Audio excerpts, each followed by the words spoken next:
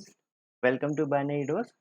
Discussion को आगे बढ़ाते हैं और बात करते हैं पेजिंग की। तो पेजिंग क्या है? Paging is another memory management scheme that offer non contiguous memory management. Paging is a memory management scheme, एक मेमोरी को मैनेज करने का तरीका है जो कि non contiguous memory management offer करता है।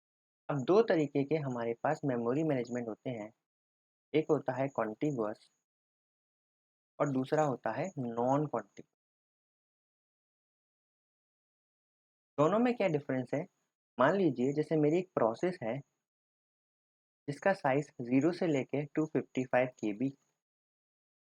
अब अगर मैं कॉन्टिग्यूअस मेमोरी मैनेजमेंट यूज़ करूँगा तो मुझे मेन मेमोरी के अंदर एक पूरा 0 से लेके 255 केबी का पूरा एक ब्लॉक चाहिए इस पूरी प्रोसेस को होल्ड करने के लिए, और ये पूरा ब्लॉक कॉन्टिग्यूअस होना चाहिए। मैं ऐसा नहीं कर सकता कि मेरे पास एक ब्लॉक यहाँ पर 128 केबी का है और दूसरा ब्लॉक यहाँ पर 128 केबी का है। टोटल ब्लॉक मेरे पास 256 केबी ही है। बट क्या मैं इस प्रोसेस को इन दो ब्लॉक्स के अंदर रख सकता हूँ? नहीं, क्योंकि यहाँ पर एक गैप है जो कि ऑलरेडी फिल्ड होगा। तो यहाँ पर मेरा जो मेमोरी मैनेजमेंट है वो कॉन्टिग्यूअस नहीं है, तो मैं इस प्रोसेस को मेन मेमोरी में अलॉट नहीं कर सकता। ये वाली जो स्कीम है वो क्या होती है? कॉन्टिग्यूअस, कि आपको मेन मेमोरी के अंदर पूरी प्रोसेस रखने के लिए एक कॉन्टिग्यूअस ब्लॉक ही चाहिए। अब अगर इसका उल्टा कर दें तो वो हमारा क्या बनता है? Non contiguous. नॉन कॉन्टिग्यूअस कहता है कि आपको जहाँ पर जगह मिल रही है वहाँ पर उस जगह को आप यूज़ करके अपनी प्रोसेस को रख सकते हैं। यानी कि ये जो केस है वो मैं यूज़ कर सकता हूँ कब? जब मेरे पास कौन सी स्कीम हो? नॉन कॉन्टिग्यूअस स्कीम हो। Okay, so this is non-contiguous and this is contiguous. Okay, so however paging avoid external fragmentation and the need for compaction. तो पेजिंग के अंदर हम क्या करते हैं? हम हमारी जो सेकेंडरी मेमोरी होती है इसको हम इक्वल पेज में डिवाइड करते हैं, एंड हमारी जो मेन मेमोरी होती है इसको हम इक्वल फ्रेम्स में डिवाइड करते हैं। तो ये क्या होती हैं? फ्रेम्स, और ये क्या होते हैं? पेजेस। अब जब भी हम कोई प्रोग्राम राइट करते हैं, ऑफ कोर्स वो सेकेंडरी मेमोरी में रिसाइड करता है। मान लीजिए मेरा एक प्रोग्राम है, उसने 4 पेज को एलोकेट किया, उसको उसको 4 पेज एलोकेट हुए in the secondary memory, P1, P2, P3 and P4। Okay, तो यहाँ पर इन दोनों ब्लॉक्स, इन चारों ब्लॉक्स में मेरा जो प्रोग्राम है वो रिसाइड करता है। बट क्या जब भी हम कोई प्रोसेस एग्जीक्यूट करते हैं तो क्या हम पूरी प्रोसेस को एक साथ यूज कर सकते हैं? बट जब भी हम कोई प्रोसेस यूज करते हैं तो क्या हम पूरी प्रोसेस को एक ही बार में एग्जीक्यूट करते हैं? नहीं, हम एक पर्टिकुलर प्रोग्राम, एक पर्टिकुलर इंस्ट्रक्शन को ही एग्जीक्यूट करेंगे। यानी कि क्या मुझे इन चारों पेज को एक साथ यूज करना, एक साथ मेन मेमोरी में लाना जरूरी है? पेजिंग यही करता है। जैसे मान लीजिए यूजर को या अभी प्रोसेस एग्जीक्यूशन में P2 इस पेज की नीड है, तो हम क्या करते हैं? केवल इस वाले पेज को ही उठाकर इस इस मेन मेमोरी की किसी फ्रेम में रख देंगे।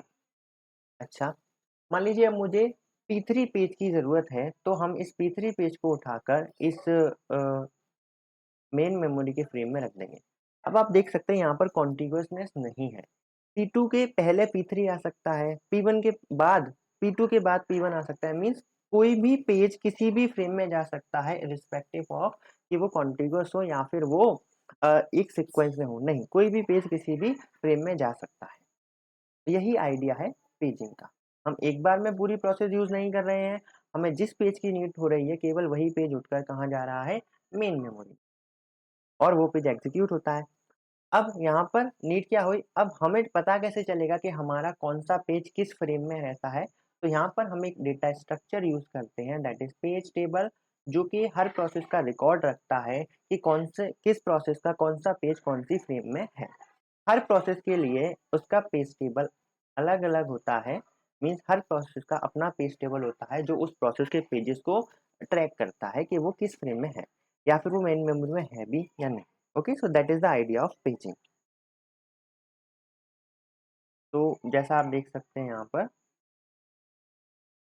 फिजिकल मेमोरी, जैसे मेरे पास लॉजिकल मेमोरी है page 0, page 1, page 2, page 3 and page 0 मेरा फ्रेम 1 में है, पेज 1 मेरा फ्रेम 4 में है, पेज 2 मेरा फ्रेम 3 में है एंड पेज 3 मेरा फ्रेम 7 में है। तो यहाँ पर मैंने एक पेज टेबल बनाया जो कि इन्हें ट्रैक कर रहा है। जैसे मैं पूछूँ पेज 0 कहाँ पर है, तो फ्रेम 1 में, पेज 1 कहाँ पर है, तो फ्रेम 4 में, पेज 2 कहाँ पर है, फ्रेम 3 में एंड पेज 3 कहाँ पर है, फ्रेम 7 में। तो यहाँ से मैं ट्रैक कर सकता हूँ मुझे जो भी पेज चाहिए वो मुझे किस फ्रेम में मिलेगा और फिर मैं उस फ्रेम में जाकर उस पेज को एग्जीक्यूट कर सकता हूँ।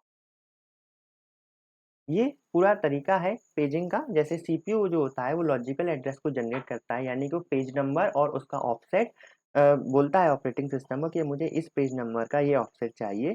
फिर क्या होता है, इस पेज नंबर को लेकर जो ऑपरेटिंग सिस्टम है वो पेज टेबल में जाता है, वहाँ पर वो देखता है कि ये पेज किस फ्रेम में है। उसके बाद वो इस एड्रेस में पेज की जगह उस फ्रेम नंबर को लिख देता है और हमारा फिजिकल एड्रेस बन जाता है। फिर हम इस फ्रेम और इस ऑफसेट की हेल्प से उस फ्रेम से उस पर्टिकुलर इंस्ट्रक्शन को एग्जीक्यूट कर पाते हैं। Below are some basic term related to paging. कुछ बेसिक टर्म है जो कि पेजिंग से रिलेटेड है, जैसे page a fixed length contiguous block of virtual memory which is the smallest unit of data for memory management in a paging system. वही कि virtual memory यानी कि सेकेंडरी मेमोरी का फिक्स्ड लेंथ का contiguous block एक मतलब हमने जो डिवाइड किया है, जो स्मॉलेस्ट यूनिट में जो हमने लॉजिकल मेमोरी या सेकेंडरी मेमोरी को डिवाइड किया है वो क्या है, पेज। फ्रेम क्या है, जो फिजिकल मेमोरी को हमने डिवाइड किया है इक्वली पार्ट्स में, दैट इज फ्रेम। ध्यान रखिएगा size of page is always equal to size of frame. Page table क्या है, a data structure used by the operating system to keep track of the mapping between virtual page and physical frame. Page table का use क्या है कि जो map करता है कि कौन सा पेज किस फ्रेम में है और हमें ये जानने में आसानी होती है कि हमें एक पर्टिकुलर पेज किस फ्रेम के अंदर मिलेगा। And what is page number? The part of virtual address that is used as an index into the page table to find the corresponding frame number. Page number as an index use होता है in the page table कि हम उस page का particular frame find कर पाए। Offset क्या है? The part of virtual address that specify the exact location within a page.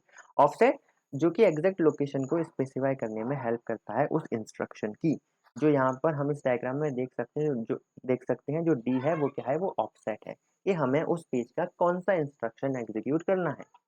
Okay, then virtual address, the address used by the program to access memory which is translated to physical address by the memory management unit.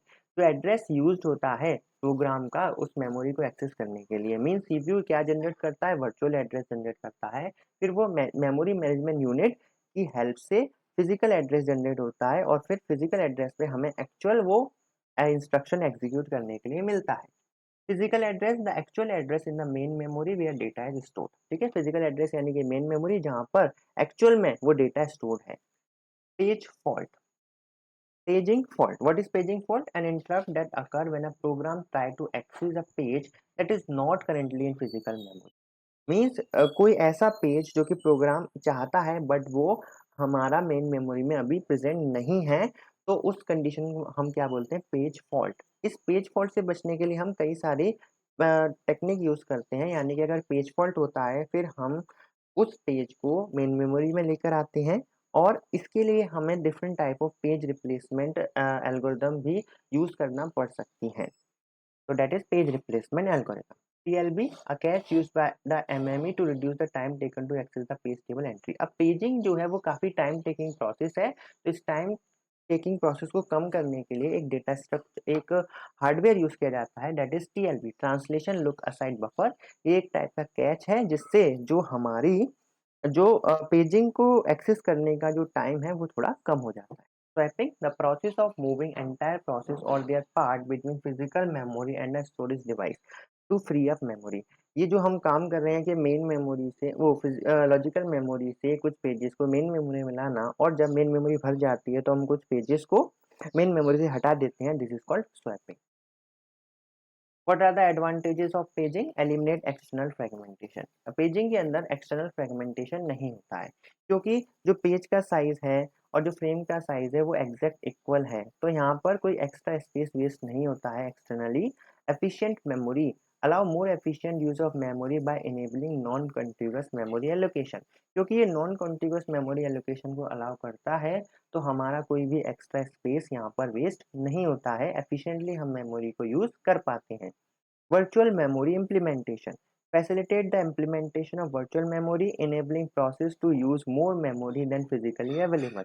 Virtual memory implementation भी paging की help से possible हो पाता है, क्योंकि अब हमें जिस पर्टिकुलर पेज की नीड है केवल वही पेज मेन मेमोरी में आएगा, तो इससे हम मल्टीपल प्रोसेस एक साथ रन कर सकते हैं। एंड कोई भी मान लीजिए कोई प्रोसेस है जिसका साइज मेन मेमोरी से भी ज़्यादा है, हम उसे भी एग्जीक्यूट कर सकते हैं। डिसएडवांटेज क्या है पेजिंग की? Internal fragment. क्योंकि पेज का साइज सेम है तो हो सकता है हमारा जो प्रोसेस का साइज है, जो प्रोसेस का जो डेटा है वो उस पेज के साइज से भी छोटा हो, तो यहाँ पर इंटरनल फ्रेगमेंटेशन आ जाएगा। ओवरहेड क्या है? मेंटेनिंग पेज टेबल इनकर additional memory and processing overhead. Processing overhead, ठीक है, क्योंकि ये पूरा प्रोसेसिंग ओवरहेड काफ़ी ज़्यादा है। आपको पहले लॉजिकल एड्रेस जनरेट होगा, फिर एमएमयू लेगा, उस पेज टेबल में जाएगा, फिर फिजिकल एड्रेस जनरेट करेगा, फिर आपको वो पर्टिकुलर पेज मिलेगा। तो काफ़ी प्रोसेसिंग ओवरहेड यहाँ पर है। कॉम्प्लेक्स है, पेजिंग को इम्प्लीमेंट करना थोड़ा कॉम्प्लेक्स है। ओके, तो ये था पेजिंग। आई होप आपको ये वीडियो पसंद आया होगा। अगर आपको ये वीडियो पसंद आया है तो इस वीडियो को लाइक कीजिए, इस चैनल को सब्सक्राइब कीजिए, इस प्लेलिस्ट को एक्सेस कीजिए। Thank you very much.